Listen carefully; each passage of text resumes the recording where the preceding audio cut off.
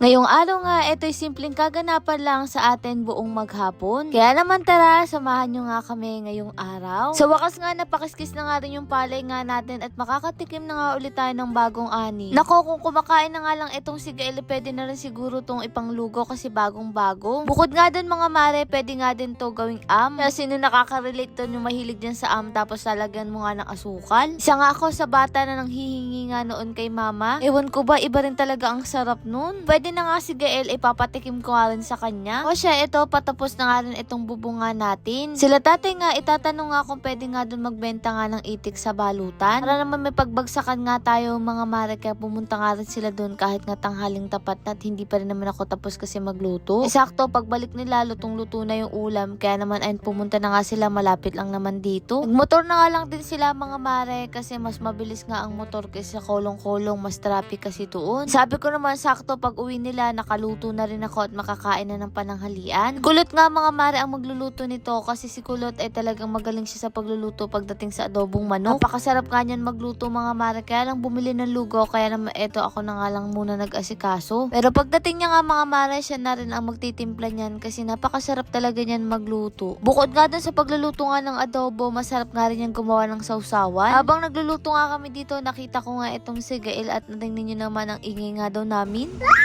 Oh, di ba? Pakitaan mo sila magaling kang singer. Ang bilis. Ang gigil.